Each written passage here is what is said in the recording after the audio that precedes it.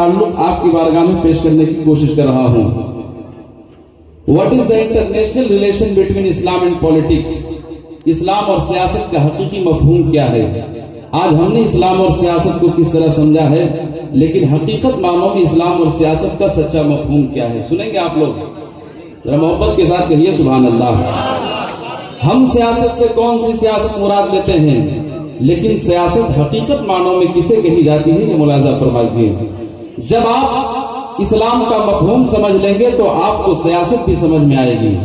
और अगर एक जुमला कह दूं तो ये हकीकत होगा कि इस्लाम को मुकम्मल समझने के लिए सियासत को समझना होगा। आज हम ये समझते हैं कि सियासत हमसे अलग है, सियासत इस्लाम से अलग है, इस्लाम सियासत से अलग है, लेकिन बड़ी जिम्मेदारी के साथ ये अर्ज करूं कि इस्लाम और सियासत में कोई फर्क नहीं है। अगर इस्लाम को मुकम्मल समझना हो तो सियासत को समझ लीजिए, और सियासत को मुकम्मल समझना हो तो इस्लाम को समझ लीजिए। अब मुलाजा फरमाइए, मजहब इस्लाम में अल्लाह तबारक व तआला ने हमें और आपको पैदा फरमाया।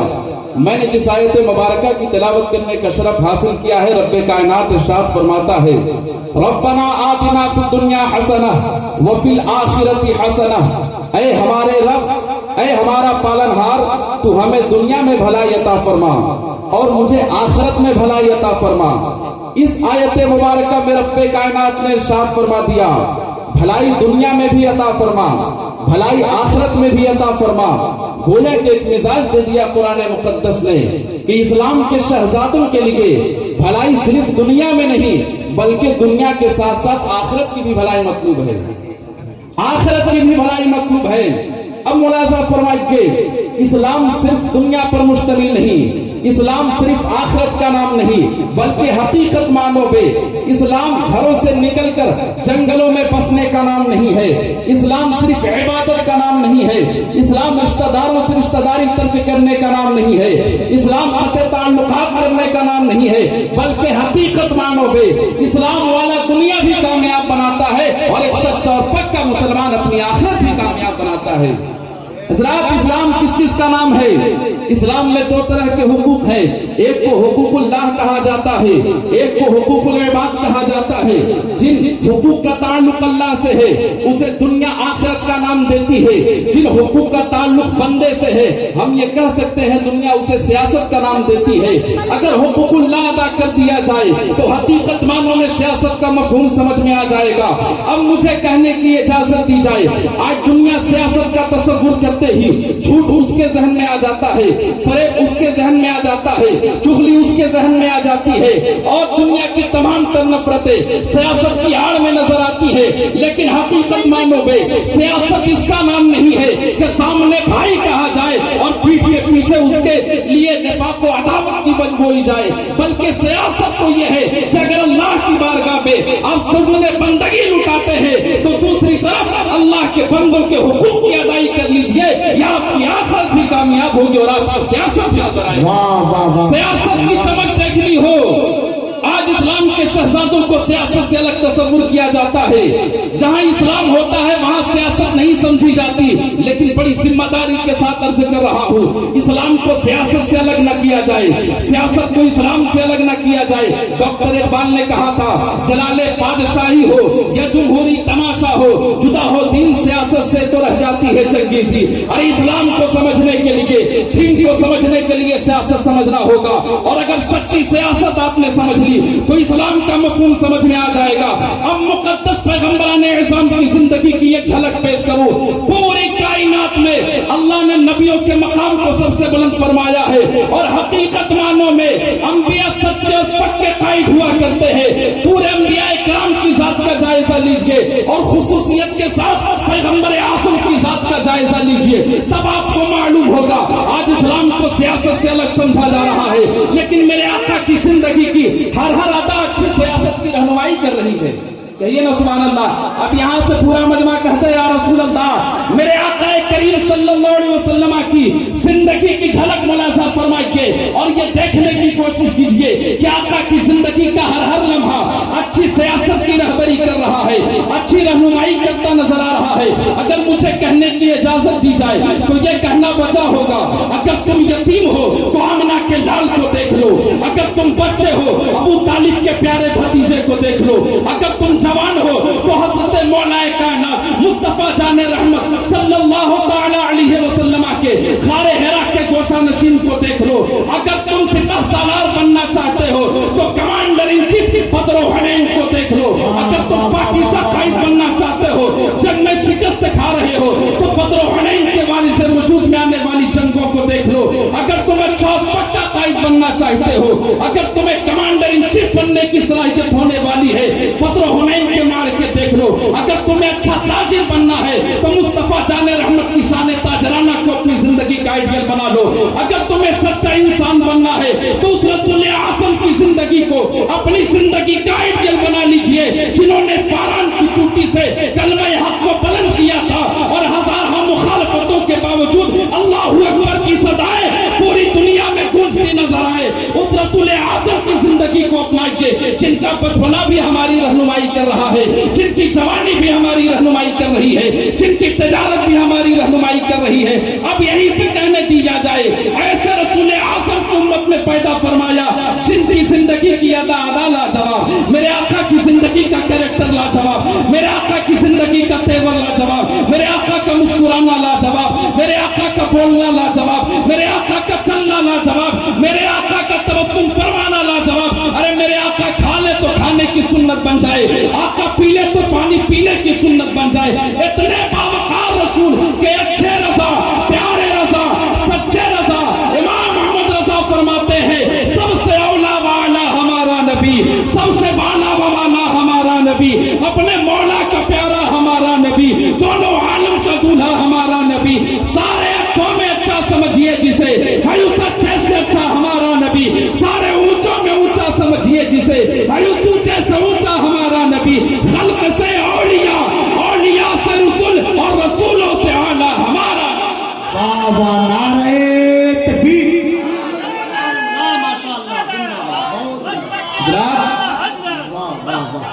اتنے مقدس رسول اعظم کی امت میں اللہ نے ہمیں اور آپ کو پیدا ہونے کا شرف عطا فرمایا ہے.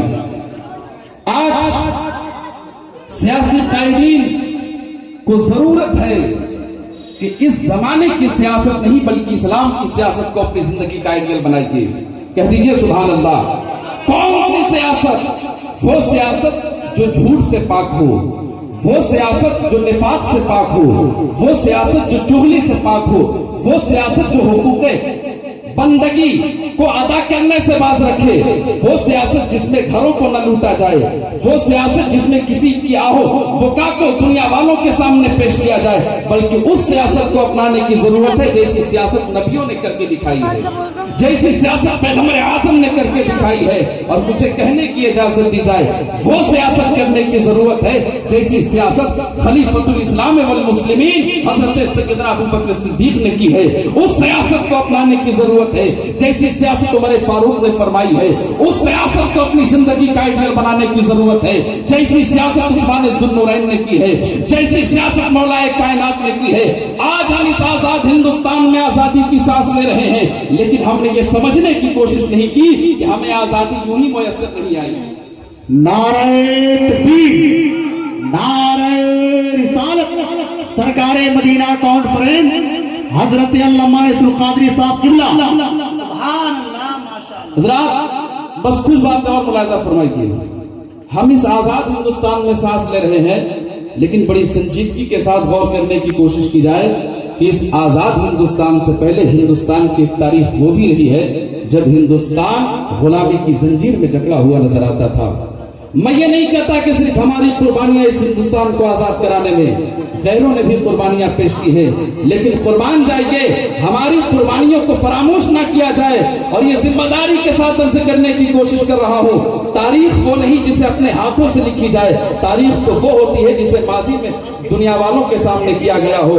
اگر آج کتابوں کے پنے سے ہماری تاریخ کو ختم کر کے اپنی تاریخ جھوٹی رقم کرنے والوں نے اگر یہ سمجھ لیا کہ حقیقت ہم تاریخ لکھ رہے ہیں, تو وہ تاریخ تو نہیں کہا جا سکتا ہے بلکہ جو چاہے وہ کہا جائے. آپ ملاحظہ فرمائیے اس آزاد ہندوستان سے پہلے غلامی کی جکڑے ہوئے ہندوستان کی تاریخ کا جائزہ لیجئے. علماء کرام صرف مسجد اور مدارس کے ممبروں تک محدود نہیں ہوتے، بلکہ ضرورت پڑتی ہے تو ہندوستان کو آزادی بھی دلائی جاتی ہے، اور ضرورت پڑتی ہے تو قرآن کو بھی بچایا جاتا ہے. اور اسلام کے شہزادوں کی تاریخ یہ رہی ہے، اگر ایک طرف ہندوستان کے سنویدھان کو بچایا ہے تو دوسری طرف قرآن کو بھی بچانے کی بات کی ہے. کون نہیں جانتا حضرت مرزا مظہر جانے جانا کو؟ اگر ایک طرف اسلام کو بچایا ہے تو ہندوستان کے سنویدھان کو بھی بچایا ہے. ارے کہہ دیجئے نا سبحان اللہ. مت مدارس کو ٹارگٹ کرنے کی کوشش کی جائے.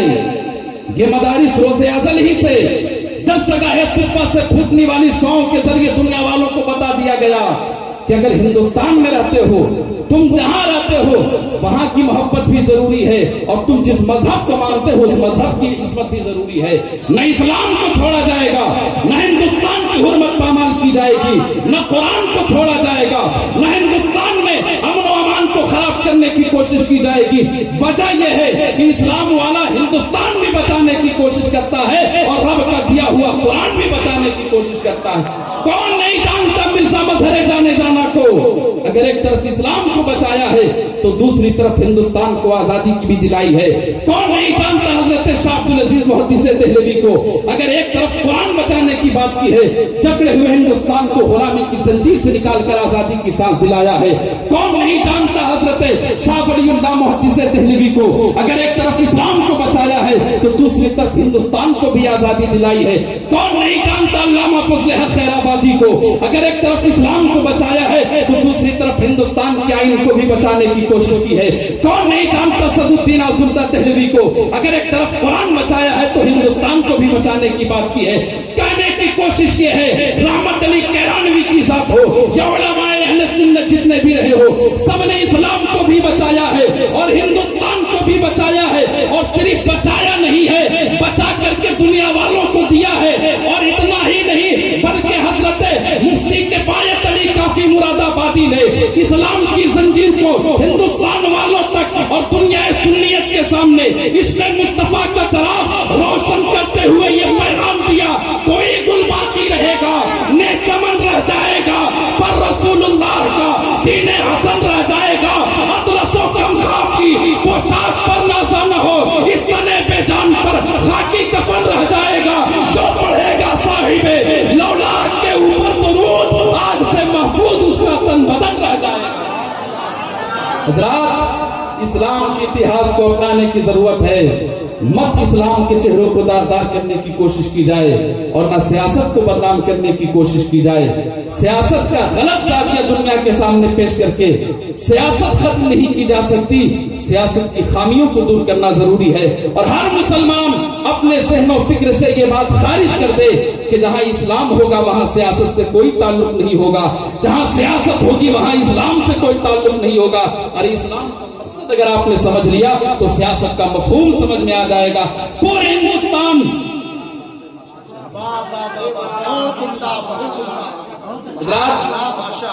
ہندوستان کی تاریخ کا جائزہ لیجئے. اگر آپ کو میں بتاؤں، وقت اتنا نہیں کہ میں آپ کو بہت زیادہ بیان کر سکوں، لیکن بس کچھ باتیں ملاحظہ فرما لیجئے. جب ہندوستان غلامی کی زنجیر میں جکڑا ہوا تھا اور اپنے گھر کی کوئی بات نہیں جو سچے مورخ کے قلم سے مجھ تک پہنچا ہے میں آپ تک پہنچانے کی کوشش کر رہا ہوں. ہندوستان کو آزادی دلانے میں تقریباً 1864 65 66 67 کی تاریخ میں، پورے آزادی ہند کی تاریخ میں 22,000 علماء نے قربانیاں پیش کی ہیں. دہلی گیٹ سے لے کر کے لاہور کے پشاور تک کوئی خوش قسمت درخت ایسا نہیں تھا جس پر ایک یا دو علماء کو سولی پر نہ لٹکایا گیا ہو. ایک دن میں 80 علماء کو پھانسی دی جاتی تھی. اب علماء کو ہندوستان سے باہر کرنے کی بات کی جا رہی ہے، مدارس کو ختم کرنے کی بات کی جا رہی ہے. لیکن ہوش کے ناخن لے، یہی قوم مسلم ہے جو 5 لاکھ تقریباً تعداد میں اس ہندوستان کو آزادی دلانے میں اپنے خون جان کی قربانیاں پیش کی ہے. ضرورت ہے تاریخ کے پنوں کو پڑھنے کی، اور ضرورت ہے اتہاس کو صحیح معنوں میں دنیا کے سامنے پیش کرنے کی. میں ہرگز یہ نہیں کہتا کہ صرف ہماری قربانیاں رہی ہیں، لیکن جہاں اوروں کی قربانیاں رہی ہیں، ہمارے بھی 5 لاکھوں کی جانیں گئی ہیں، ہمارے بھی 22,000 علماء کی قربانیاں ہیں.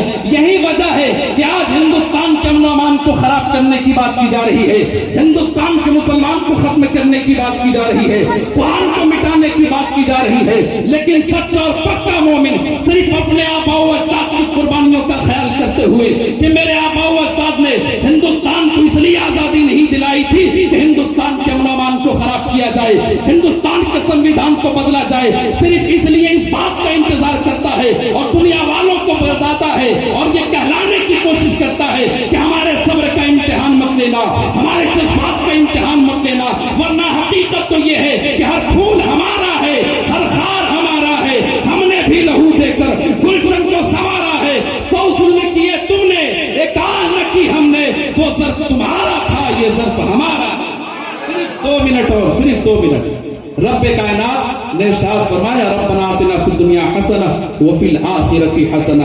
آج ضرورت اس بات کی ہے کہ ہم قرآن کو اپنی زندگی کا آئیڈیل بنائیں۔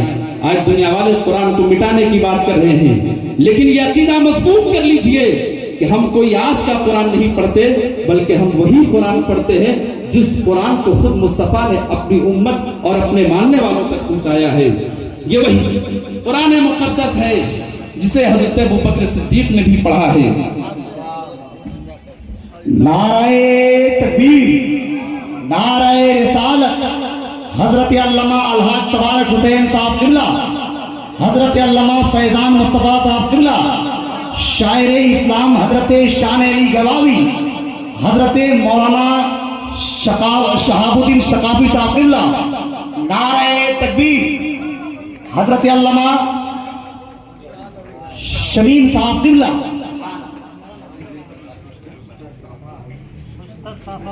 درود پاک پیش کر لیجیے، اللہم صلی علی سیدنا